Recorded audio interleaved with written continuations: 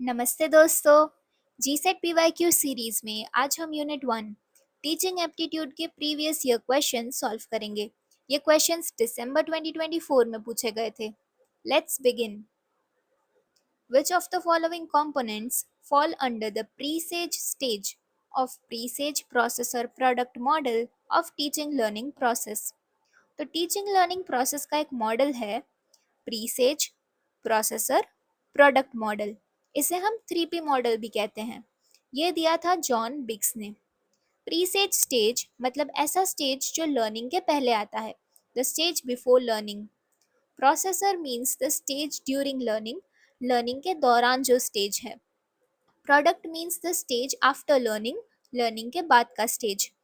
तो हमें कुछ कंपोनेंट्स दिए गए हैं जिसमें से हमें बताना है प्रीसेज स्टेज में कौन से कंपोनेंट्स आएंगे।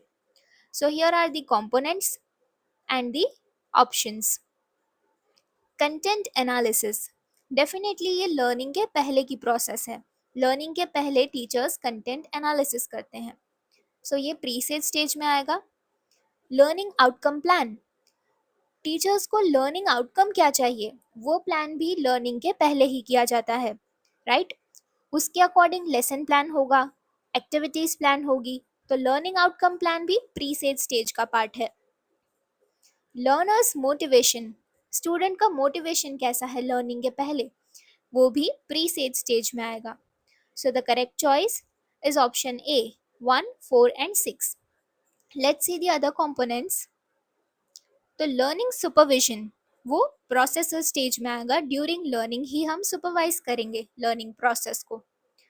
एंड क्लासरूम इंटरैक्शन, इंटरैक्शन भी जब हम स्टूडेंट्स के साथ करेंगे क्लासरूम में, that is also during learning, तो processor stage. Lastly learning testing, ये प्रोडक्ट स्टेज में आएगा, the stage after learning. Next question. Discussion method of teaching does not have the advantage of developing. Discussion method का advantage क्या नहीं है?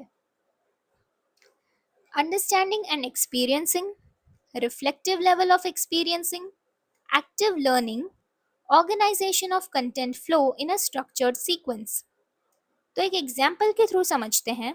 अगर कोई टीचर पॉल्यूशन का टॉपिक डिस्कशन मेथड से पढ़ाना चाहते हैं तो वो अपने स्टूडेंट्स को पूछेंगे कि आपने पॉल्यूशन के बारे में जो एक्सपीरियंस किया है, जो पॉल्यूशन के बारे में आप जानते हैं, वो शेयर कीजिए।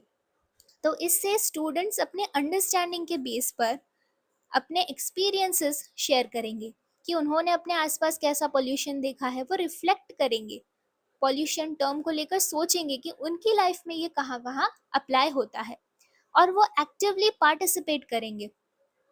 सिर्फ टीचर नहीं कहेंगे, right? Students are participating in the process of learning, तो इसमें एक्टिव लर्निंग भी आ गई।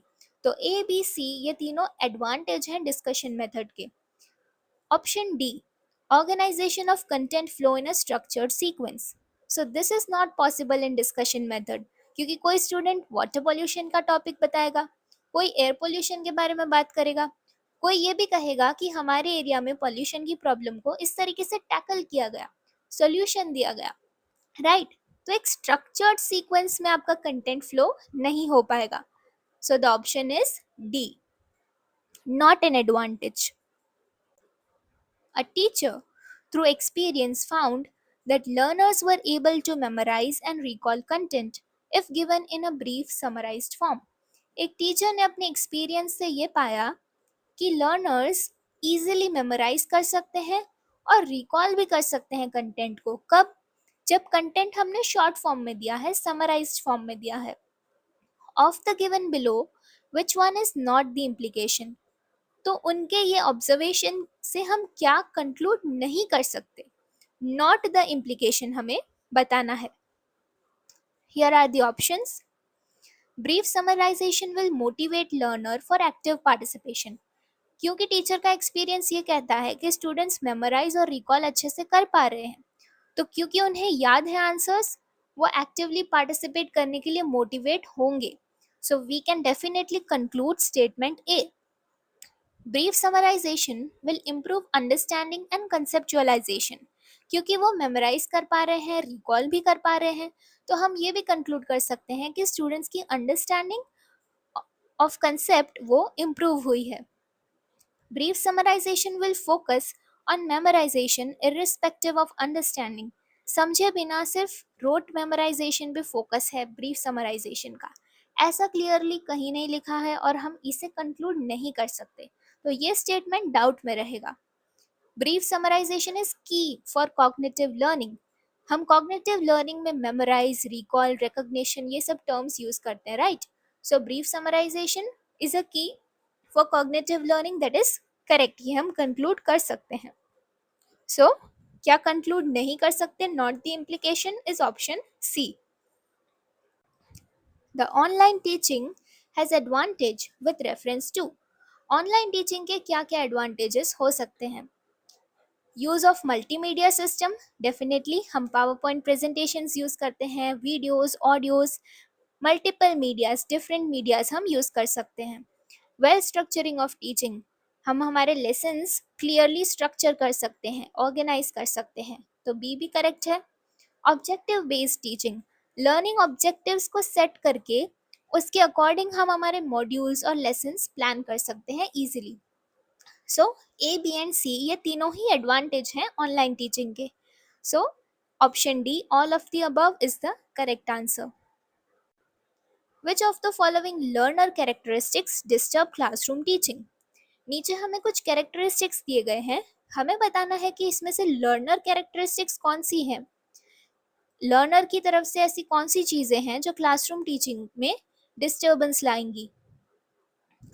Self confidence, absence of teacher clarification, logical arguments for clarification, classroom noise by learners, peer attention seeking argument, access to large amount of digital material on net.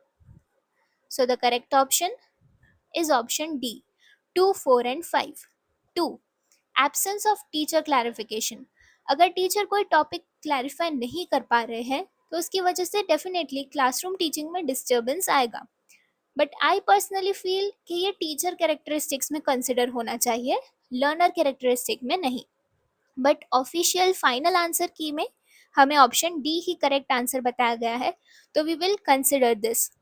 Then is 4, classroom noise by learners. अगर learners शोर करेंगे तो definitely classroom teaching में disturbance होगा ही।